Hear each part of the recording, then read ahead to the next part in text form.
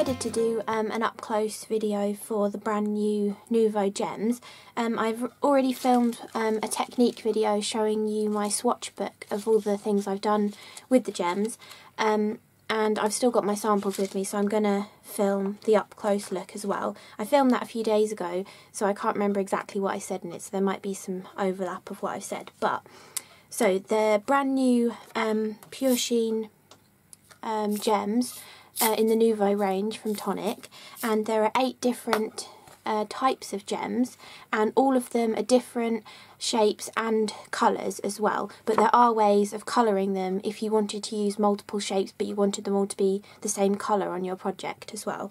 So I did this little index card when I first got them, just so I could see the shapes and the colours and everything and figure out what patterns and things I wanted to make from them. But we get the crystal gems, which you can see there. You can see the blue line through the gem. So these ones actually pick up whatever colour you place them on. So if you put them in the centre of a pink flower, they would look pink with that iridescent or aurora borealis kind of finish to them. Then we have the Amethyst Squares, which do also pick up the colour from underneath them. You can just about see, on that big square there, you can just about see the line underneath the gem. So these probably most evident just going from black and white on these ones, but there is a difference. And you still get that sort of petrol or borealis kind of finish from whatever colour you put them on. Then we have the cherry hearts, which are really gorgeous hearts, and I love that all the sizes actually look like hearts, because sometimes you kind of lose the definition, but they're really, really gorgeous.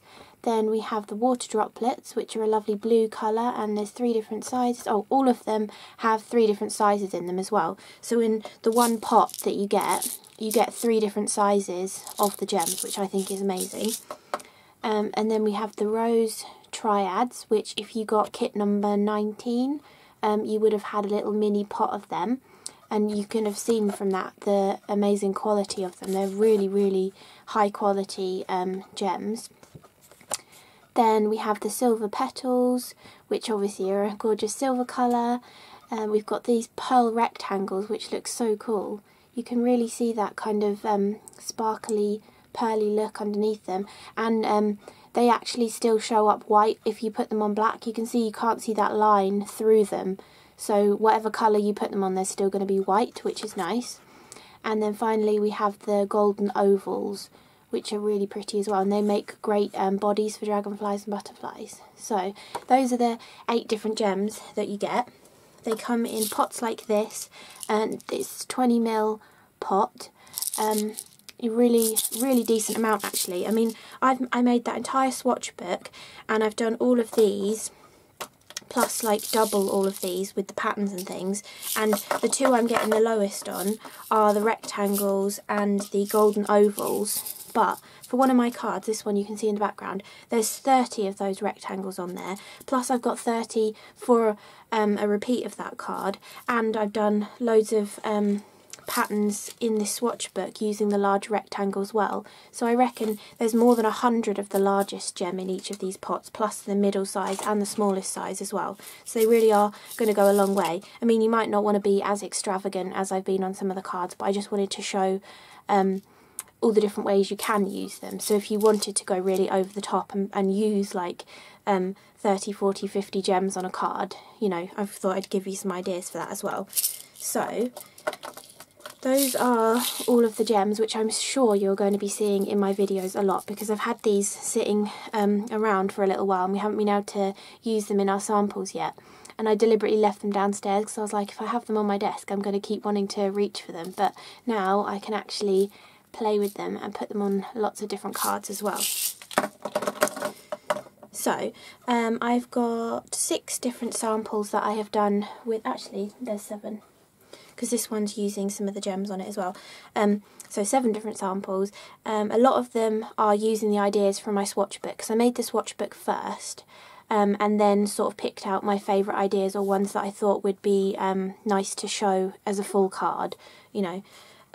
So this one I have used the, what are they called, Amethyst Squares to create a little line border, and this, I love this pattern doing that with them, and then a little corner element. But the main reason for this card was because from those water droplets you can make the cutest little butterfly. It's so sweet. So I had 3 little butterflies, and then I wanted to fill in the space a bit, so that's why I used the squares on there as well. And I just did a simple inky sky background. I just got a piece of dough flex. I did this years ago. Piece of dough flex, which is kind of like stencil-y material, but it's really thick. And then I just freehand cut scallops on it, and then I just then I just ink blend off of it to give a kind of cloudy effect. It's really subtle, but it looks quite nice. So that's creating butterflies with the water droplets and using the squares to create little patterns as well. Then another one that I'd shown in the swatch book, using the hearts and the rose triads to create little bows. So for this one I've done it as a kite, just flying around in the sky, and then you've got the little bows on the tail of the kite. But equally you can use the bows in the hair of a character, or the buildables as well. I've done this one in my swatch book. I just did a little bow on Hetty Hippo, so, or you could equally do it on the penguin as well, but for the penguin I had just used a heart on his chest because I made him a little masculine penguin. So, but that's another way of using the hearts and the rose triads in a different way than just triangles and heart shapes, so creating little bows out of them. Then you can embed these into your expanding mousses, and they're heat stable. So here I've created a mermaid, and I've done a red tail using red leather expanding mousse, and then before I puffed it up I squished in that die cut, and I squished in some little hearts as well, so she's got like a jewel encrusted tail, and I also sprinkled on some glitter too, but we're talking about the jewel. So yeah, I just thought that looked really nice. And I went with red just because I wanted to use the hearts. So I don't know if I've ever seen a mermaid with a red tail, but now there's one. So, and this is the Dressables die sets from Tonic. You had different ones that had like the body and a few different heads, and then you had like a more of a girly themed set with the mermaid and a fairy and stuff, and then more of a masculine themed set with like magicians and pirates and things. Then as I said, the crystal gems are actually clear, so they take on, well, they've got an Aurora Borealis finish, but they're clear, so they take on whatever colour you put underneath them. So for these I used English Mustard, Ripened Pumpkin and Carnation Pink Nuvo drops, and I just dropped on the colours and squished a gem on top, and then I obviously just did a smaller blob for the smaller gems, but now they're picking up yellow, orange and pink, but they're all the same gem. So, and equally I showed him the little tag book. If you don't have Nuvo drops, or you don't feel comfortable being able to put a small enough amount down to stick them on without it squidging out the edges, you can also just take your alcohol pens or something like that and draw the circles, the rough size of the gem, and then stick it on with glue, and it would show the colour through as well, because the glue would eventually dry clear. Yeah, so that's that one. Then this one is showing, so I added really thick glue to a piece of card, and then I just created a pattern out of the golden ovals. You can see why my pot's nearly empty of these, because I've used so many, and I've done this twice as well. And then once I'd stuck all the gems where I wanted them, I just sprinkled on some glitter to fill in the rest of the adhesive, and then you just wait for that to dry, and then you have this gorgeous effect. And I thought it looked like a snowflake, so I put Let It Snow as the sentiment. I know it's a bit early for Christmas cards, but just the pattern I'd made, I was like, it looks really like a snowflake. So, and I've used the tiny little gems around here, mostly the bigger ones, so you got the full effect of it. But look at the gorgeous facets in the gems. They're so pretty. Okay, and then those gems again, the golden ovals, you can see why I'm running out because I've used them loads here. Just on the body of little dragonflies, they work brilliantly too. That's the medium size and the little ones, and that one, there's two of the big ones, two of the medium and a small one.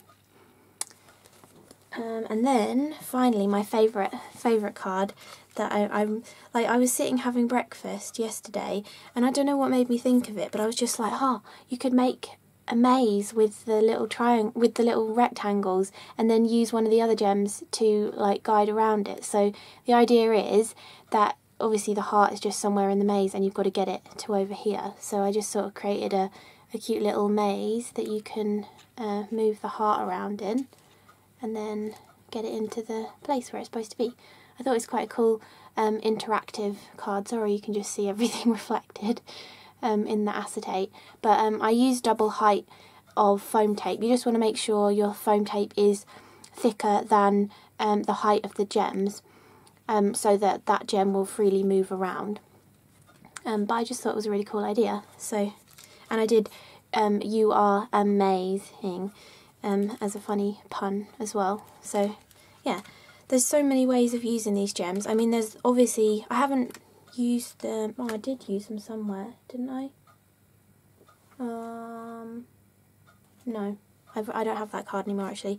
Okay, but you can use them just in like the normal way. You know, like I tend to like to add 5 sequins scattered across a card, or 5 Nuvo drops in varying sizes across a card. So equally you can just switch that out for the gems as well, you know. So there's loads of really simple ways of using the gems too, but I wanted to try and show ways that you might not have thought of using them. So hopefully this is like inspirational to you and makes you think up a few more ideas of using either the tonic gems or any gems that you already have as well. Yeah, so I hope it's interesting, and thank you for watching, and I'll see you in the next video. Bye!